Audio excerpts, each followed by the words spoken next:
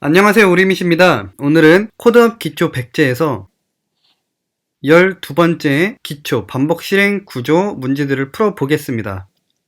공부를 하기 전에 인트로 영상을 먼저 보시고 오시면 공부할 때 수월하게 진행하실 수 있을 거라고 생각합니다. 71번 문제입니다. 정수가 순서대로 입력이 됩니다. 단 개수는 알 수 없다고 하네요. 0이 아니면 입력된 정수를 출력하고 0이 입력되면 출력을 중단해 보자고 합니다. 다시 말해서 이렇게 정수가 순서대로 입력이 되는데 0이 나오기 전까지는 계속해서 출력을 하다가 0을 만나면 그 이후부터는 출력을 중단하면 되는 문제입니다. 따라서 출력은 이렇게 되겠습니다. 해당 문제에서는 while이나 for 같이 반복문을 사용하지 않고 구현을 하라고 하네요. 사실 이 문제는 고투문을 이용해서 풀도록 유도한 건데 이제 파이썬에는 고투문이라는 게 없습니다. 그래서 저희 같은 경우는 이제 함수를 이용해서 풀 건데 함수가 뭔지 모르시는 분들은 이 함수 배우러 가기 링크를 통해서 배우시길 바라고 제가 살짝만 설명을 드리도록 하겠습니다. 다른 언어 같은 경우는 do while문 같은 것도 따로 있긴 합니다. 그러나 파이썬에서는 do while문도 있지 않다는 거 알고 계시면 됩니다.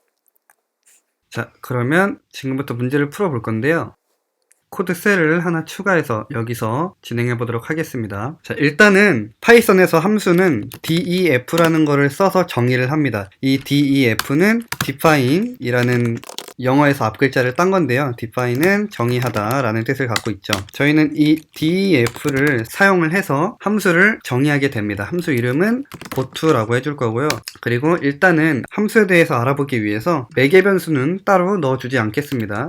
그리고 뭐 for문이나 while문, 뭐 다른 if문과 같이 들여쓰기를 통해서 어디까지가 해당 함수의 내용인지를 구분 지어줄 수 있습니다. 바로 return으로 해서 반환이라고 해보겠습니다. 그리고 이거를 value라는 변수에 집어넣어 볼게요. goto 하고 이렇게 해서 출력을 해보면 이 반환이라는 문자열이 이 goto에서 value로 반환이 돼서 반환이 출력이 될 겁니다. 보시는 대로 반환이 출력된 것을 확인할 수가 있습니다. 이러한 식으로 우리가 함수를 정의해서 사용을 할 수가 있습니다. 자, 그러면 저희는 goTo라는 함수를 반복문으로서 이용을 하기 위해서 이 안에서 goTo라는 함수를 또다시 호출을 해줄 겁니다. 그러면 이 goTo 함수가 여기서 실행이 되고 해당 구문을 수행을 하고 다시 goTo 함수로 돌아가겠죠. 그러면 이 goTo 함수는 무한 반복을 하게 되는 겁니다. 따라서 함수가 무한 반복하지 않도록 중간에 빠져나올 수 있는 구문을 만들어주면 됩니다. 그것은 if문으로 해줄 수가 있겠죠. 자, 일단은 저희가 어떻게 구현을 할지 먼저 생각을 해보겠습니다. 정수가 순서대로 입력이 된다고 합니다. 이 입력되는 정수를 저희는 변수에 따로 담아 주겠습니다. 변수 이름은 array로 해주겠습니다. 문자열로 집어넣고 이거를 스플릿으로 공백으로 구분 지어서 array에 넣어주면 공백을 기준으로 해서 리스트로 나오겠죠. 또 현재는 문자열로 되어 있기 때문에 int형으로 변환해 주도록 하겠습니다. 이렇게 해주면 될 거고요. 그리고 이 상태로 저희는 이 고투문으로 넘겨줄 거예요. 해당 구문을 수행하고 다시 고투문으로 넘어갈 때도 해당 변수를 넘겨줘야겠죠. 자, 그러면 이제 if문에서 array에 해당 값이 0을 만나면 해당 함수를 빠져나오도록 해주면 됩니다. 자, 근데 지금 같은 경우는 array 자체를 비교해 준 것이기 때문에 이 안에 원소를 비교해 줄 수 있도록 i라는 변수를 따로 초기화를 해주면 됩니다. 그러면 여기서 i를 넘겨주면 되겠습니다. i를 받고 여기서도 i를 넘겨주고, 자, i를 넘겨주기 위해서 i는 0으로 초기화를 해주고요. 그리고 해당 값이 0이 아니면 ase로 처리를 해서 프린트 그리고 array에 있는 해당 값을 출력을 해주도록 하겠습니다. 여기서 i를 1 증가시켜주고 증가된 값을 다시 i로 넘겨주면 되겠습니다. 한번 실행을 시켜 보겠습니다. 지금 오류가 났는데 이 맵 객체를 전달할 수가 없다고 하죠. 따라서 이 리스트 객체로 변환을 해주고 넘겨주도록 하겠습니다. 네, 지금 보시는 대로 이 문자에서 0을 만나기 전 7423까지만 출력된 것을 알 수가 있죠. 자, 그런데 저희는 이 해당 문자를 인풋으로 받아서 넘겨줘야 되기 때문에 이렇게 수정을 해 주도록 하겠습니다. 또한 이 초기 값을 이렇게 미리 정의하지 않고 넘겨줄 때 정의를 해 주어도 됩니다. 여기서 조금 더 줄여보면은 우리 함수 안에서 이 if문 다음에 else 구문으로 처리를 해 주었는데요. 이 해당 조건이 일치하면 return을 만나서 바로 해당 함수를 빠져나오기 때문에 이 else 없이 무조건 실행을 하도록 해도 됩니다. 왜냐하면 해당하는 숫자가 0을 만나게 되면 함수를 빠져나와서 이 아래 구문은 실행하지 않게 되기 때문이죠. 이 상태로도 진행해 보겠습니다. 입력값으로는 이 값을 읽어서 복사해 주도록 하겠습니다. 네, 저희가 생각하는 대로 출력이 된 것을 알 수가 있죠. 이러한 식으로 반복문을 사용하지 않고 함수를 통해서 구현을 할 수가 있는데요. 이러한 함수를 저희는 제기 함수라고 부릅니다. 제기 함수라고 부르는 거죠. 알고리즘 문제들을 푸시다 보면은 제기 함수를 이용해서 풀어야 되는 문제들이 종종 나옵니다. 제기 함수가 깊숙하게 들어가면 굉장히 난해하고 어려운 부분들이 있기 때문에 여기서는 가볍게 짚고 넘어가는 정도로만 다루도록 하겠습니다. 다음 문제 넘어가겠습니다. 72번 문제입니다. n개의 정수가 순서대로 입력이 됩니다. n의 최대 개수는 알 수 없다고 하네요. 이게 n인데 1억이 나올지 100억이 나올지 알 수 없다라고 하는 거죠. 이 n의 수만큼 n개의 정수가 순서대로 입력이 된다고 합니다. 이 입력된 정수를 순서대로 출력하면 되는 문제입니다. 단 while이나 for 등의 반복문은 사용하지 말라고 하네요. 지금부터 풀어보겠습니다. 먼저 저는 답안으로 두 개를 준비해 두었는데요. 이 샵 1은 배열의 인덱스를 0, 1, 2, 3, 4, 5와 같이 작은 수부터 큰 수로 접근을 하는 거고, 이 두 번째 예시는 리버스라는 메소드를 이용해서 5, 4, 3, 2, 1, 0이라는 방식으로 배열의 인덱스에 접근해서 값을 꺼내오도록 한 것입니다. 저희는 이 1번 방식에 대해서만 알려드릴게요. 일단은 코드셀을 하나 생성을 해서 이 입력값들을 저희는 변수에 먼저 담아줄게요. 5 그리고 array라고 해서 담아주도록 하고요. 이거는 지금 문자열로 바꿔서 스플릿 해주고, 그리고 다시 매핑 함수를 써서 int형으로 바꿔주겠습니다. 함수에 넣어줘야 되기 때문에 이거를 또 한번 리스트로 바꿔주겠습니다. 이전과 마찬가지로 저희는 goTo라는 함수를 만들어서 제기 함수로서 사용을 해줄 겁니다. 따라서 이렇게 해주고, 그리고 안에 인자로는 n과 array가 들어가야겠죠. 그리고 goTo를 호출을 해줍니다. n이랑 array를 넣어주고요. 이제는 array에 해당하는 인자를 하나씩 출력을 해주면 되겠는데요. 자, 따라서 이 i라는 4개 변수로 받아와야 됩니다. i는 0으로 해서 넘겨주고요. 그리고 if에서 i가 n보다 작으면 이 해당 값을 출력하도록 해주면 되겠죠. 그리고 i는 하나씩 증가시켜주면 되겠습니다. 그리고 i가 n이랑 같아지는 순간 return해서 해당 함수를 빠져나오면 되겠습니다. 해당 함수를 계속해서 반복할 수 있도록 안에서 goto 함수를 또 불러주도록 하겠습니다. i도 넘겨주고 여기서도 i를 받아올게요. 이 상태로 출력을 해보겠습니다. 정상적으로 출력이 된 것을 확인할 수가 있죠. 이러한 식으로 구현을 하면 되는 문제입니다. 자, 근데 이렇게 해서만 되면 되는 게 아니고요. 저희는 이 해당 숫자를 입력값으로 줄 거기 때문에 역시나 input으로 바꿔주고, 이것 또한 int형인 input으로 바꿔주면 되겠습니다. 결과는 따로 실행하지 않고 다음 문제 넘어가겠습니다. 73번 문제입니다. 정수가 순서대로 입력이 됩니다. 0이 아니면 출력하고 0을 만나면 중단해 보라고 합니다. 마찬가지 문제인데 이번에는 포문이나 while 같은 반복문을 사용을 할 수가 있겠네요. 포문이나 while문을 사용을 해서 조금 더 간단하게 구현을 할 수가 있게 됩니다. 이 위에 있는 소스만 복사를 해서 붙여넣도록 하겠습니다. 자, 포문 같은 경우는 포인문이라고도 합니다. 이 in 뒤에 이터러블 객체를 넣어주면 되는데요. 이터러블 객체는 뭐 문자열, 리스트, tuple, 딕셔너리 등과 같이 반복되는 원소가 존재하는 객체들을 말합니다. 따라서 저희는 number 변수를 넣어주면 되겠고요. 이 number 변수에서 값을 하나씩 빼서 이쪽에 이 value라는 변수 안에 집어넣게 될 겁니다. 그래서 저희는 이 value라는 값을 이용을 해서 해당 문제를 풀면 되는 건데요. 자, 만약에 이 value가 0이 아니면 위에랑 조금 다르게 해볼까요?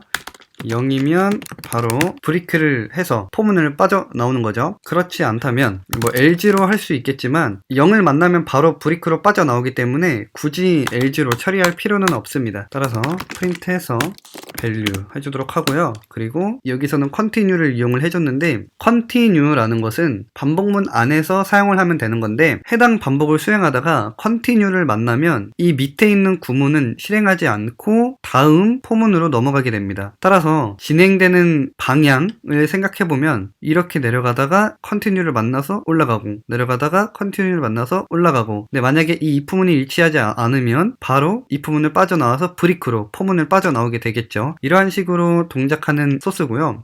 방금 구현한 소스는 훨씬 간단하네요. 해당하는 value가 0을 만나면 바로 반복문을 빠져나오게 되는 거죠. 0이 아니면 프린트 구문을 통해서 value 값을 출력할 수 있도록 해줬습니다.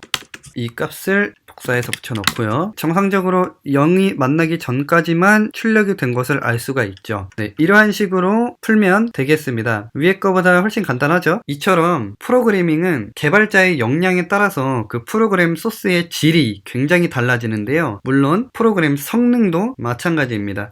따라서 뛰어난 성능의 프로그램을 개발하려면 뛰어난 성능을 개발할 수 있는 개발자가 필요합니다. 저희가 그 개발자가 되어야 되는 거죠. 다음 문제 넘어가겠습니다. 74번 문제입니다. 정수 한 개가 입력이 되었을 때 카운트다운을 출력을 해보재요. 5가 입력이 되면은 5부터 5, 4, 3, 2, 1과 같이 카운트다운을 출력을 해주면 되는 문제네요. 굉장히 간단하게 풀 수 있겠죠. 포문 안에서 이 range 함수를 이용을 해주면 되는데요. 그 range 함수를 모르시는 분들을 위해서 살짝 설명을 드리면 보여드릴게요. 일단은 range 해서 5만 해서 보면은 이거를 리스트로 바꿔서 보겠습니다. 그러면 0, 1, 2, 3, 4 5개의 숫자가 출력이 된 것을 볼 수 있죠. 이번에는 이 range 함수의 첫 번째 파라미터로 1을 줘볼게요. 출력을 해보면 1, 2, 3, 4가 나왔네요. 아시겠지만 1부터 시작해서 5 전의 숫자까지만 출력을 하는 거죠. 자, 그러면 이번엔 세 번째 파라미터로 2를 넣어 볼게요. 이 두 번째 파라미터는 10으로 바꿔보겠습니다. 13579 2씩 증가하면서 10 전의 숫자까지만 만들어서 출력을 해준 겁니다. 이해가 되시겠죠? 자, 저희 같은 경우는 지금 이렇게 구현을 했는데요. 마이너스 1로 구현을 했을 때 어떻게 되는지 볼까요? 5, 0, 마이너스 1로 보면은 보시는 것처럼 0 전, 그러니까 1이죠. 5, 4, 3, 2, 1로 마이너스 1씩 감소하면서 출력된 것을 알 수가 있습니다. 이렇게 range 함수를 이용을 하면은 저희는 해당 문제를 풀 수가 있게 되겠습니다. 자, 이대로 실행을 시켜보면 저희는 이 카운트 값으로 10을 줘볼게요. 10 주면은 10부터 0 전까지 마이너스 1씩 감소하면서 출력이 된 것을 알 수가 있죠. 이렇게 푸시면 되겠습니다. 다음 문제 넘어가겠습니다. 75번 문제입니다. 정수가 한 개 입력될 때 카운트다운을 출력해보세요. 자, 이번에는 5가 입력됐을 때 5부터 출력하는 게 아니라 5보다 작은 4부터 하나씩 줄이면서 0까지 출력하는 문제입니다. 아까랑 똑같이 구현을 하면 되는데 이번에 살짝 다른 점은 이 시작하는 값을 마이너스 1 한 값에서 시작을 하고 0까지 출력을 해야 되기 때문에 이 두 번째 파라미터로 마이너스 1을 넘겨주면 되는 거죠. 출력을 해보겠습니다. 카운트 값으로 10을 줘볼게요. 네. 9부터 시작해서 0까지 정상적으로 출력된 것을 알 수가 있죠. 이러한 식으로 푸시면 됩니다. 다음 문제 넘어가겠습니다. 76번 문제입니다. A부터 Z까지의 영문자 한 개가 입력되었을 때 그 문자까지 알파벳을 순서대로 출력을 해보자고 합니다.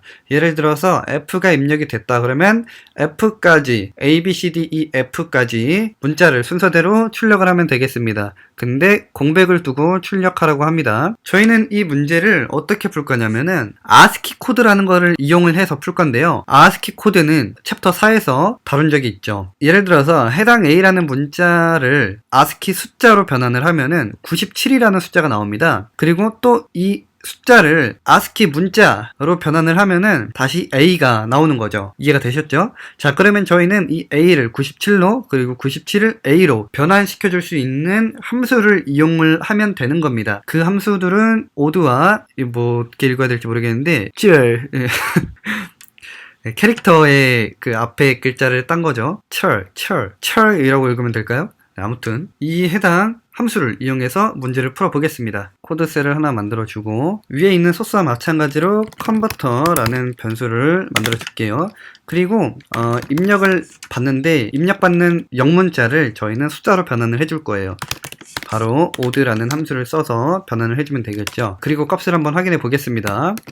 프린트 컨버터 보시면 a를 입력했을 때 97이 나오는 것을 확인할 수가 있죠. 저희는 이제 이거를 어떻게 이용을 하면 되냐면 다시 문제를 한번 돌아가 볼까요? 입력된 값 전까지 출력을 하면 되잖아요. 그러니까 저희는 컨버터를 range에 두 번째 파라미터로 넣어줄 거예요. 넣어주고 이 앞에는 a부터 출력을 해줘야 되니까 a 문자열을 odd 함수를 통해서 숫자로 변환시켜준 값부터 시작을 하면 되겠죠. 자, 근데 저희는 이 odd 함수를 호출하면서 발생하는 시간이 있기 때문에 그 시간을 줄여주기 위해서 그냥 바로 97을 넣어주도록 하겠습니다. 그리고 해당 문자까지 출력이 돼야 되기 때문에 이 컨버터에서 플러스 1을 해주도록 하겠습니다. 자, 이제 이거를 포문으로 집어넣어주면 되겠죠. 이렇게 해서 프린트 이 해당하는 i 값을 다시 문자로 바꿔주면 되겠죠. 일단은 이 i 먼저 출력을 해보겠습니다. 저희는 f까지 출력을 해볼게요. 97부터 102까지 이렇게 숫자가 나옵니다. 자, 이 숫자들을 저희는 문자로 다시 바꿔주면 됩니다.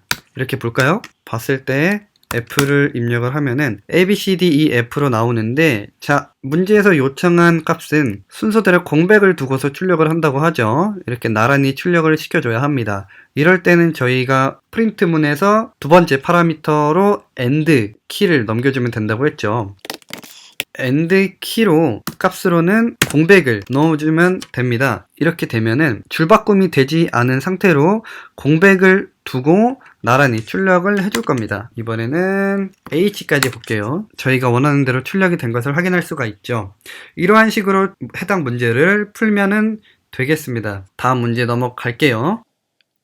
77번입니다. 정수 한 개를 입력받아서 0부터 그 숫자까지 순서대로 출력을 해보자고 합니다. 4를 입력으로 받았을 때 0부터 4까지 출력을 하면 되겠네요. 일단은 예시 답안으로는 while문을 썼는데요. 일단 저희는 for문으로 풀어보도록 할게요. 코드셀을 하나 추가를 해서 이 카운트는 그대로 쓰고요. 지금 하나 추가로 알려드리자면은 제가 해당 소스에서 이 해당 소스를 복사해서 붙여놓고 있잖아요. 근데 이렇게 하지 않고 그냥 이 다음 셀에서 카운트를 프린트 하면은 이 위에 저장되어 있던 카운트 값을 호출을 하거든요. 자, 이게 무슨 말이냐면은 이 카운트를 저희가 마지막으로 호출한 데를 한번 찾아볼게요. 네, 여기서 카운트 변수를 만들고 마지막으로 호출을 했었죠. 이때 저희가 입력했던 카운트 값은 10이었어요. 그래서 이 밑에서 저희가 셀을 하나 추가해서 카운트를 호출했을 때 10이 나온 겁니다. 그럼 여기서 저희가 15를 주면은 이 아래에서 카운트 값을 출력했을 때 마이너스 1이 나오는 것을 알 수가 있죠. 자, 왜냐면 그죠? 자, 카운트 값을 입력을 받고 지금 여기서는 카운트를 계속 감소를 시켜줬네요. 당황했네요. 네. 아무튼 이 전에 호출된 카운트 값을 메모리가 그대로 가지고 있다는 거예요. 그래서 이 다음 셀에서 호출을 할 때 그 메모리에 저장되어 있던 값을 그대로 가지고 올 수 있다는 거죠. 좀 문제와 벗어난 얘기긴 한데 여러분께서도 알고 계시면 공부하는 데 도움이 될 것 같아서 말씀을 드렸습니다. 일단은 이 소스를 긁어와서 복사 붙여넣기를 해주었고요. 저희는 포문으로 풀 거기 때문에 레인지로 해서 0부터 해당 값까지 출력을 해줘야 되잖아요. 그래서 카운트 플러스 1까지 출력을 해주도록 할게요. 그리고 프린트해서 i 출력을 해주면 되겠죠. 똑같이 15를 입력을 해볼게요. 네, 위에 while문으로 푼 것과 같은 값을 출력을 한 것을 알 수가 있습니다. 이 해당 문제는 while문보다 for문으로 푸는 것이 더 간단하고 더 짧은 소스로 풀 수가 있습니다. 그리고 딱 봤을 때도 되게 직관적이죠. 알아보기가 쉽습니다. 그래서 해당 문제는 포문으로 푸는 것을 추천을 드리고요. 굳이 while문으로 푼 이유는 while문으로도 풀 수 있다. while문으로는 어떻게 접근을 하면 되는가 라는 것을 보여드리기 위해서 풀었다는 거 아시면 될 것 같습니다. 그러면 이러한 의문을 가지시는 분이 계실 수도 있어요. while문은 어떤 문제에서 적용을 해서 풀어야 되나요? 라고 하실 수도 있는데 제가 그 부분까지 살짝 말씀을 드려볼게요. 예를 들어서 array라는 변수를 만들어서 이 안에 입력되는 값이 5, 4, 3, 2, 6, 7, 8 이렇게 있어요. 그리고 저희가 이 array에서 4보다 큰 숫자만을 남겨두고 싶어요. 자, 그렇게 하기 위해서는 어떻게 해야 될까요? 일단은 저 같은 경우는 이렇게 풀어도 될 것 같아요. 필터 함수를 사용을 하면 훨씬 간단하게 풀 수 있겠지만 while문을 써서 풀어볼게요. array를 일단은 정렬을 먼저 시켜줄게요. 그리고 프린트를 해보면 이렇게 되겠죠? 네, 이제 이 상태에서 while문으로 조건을 줄 거예요.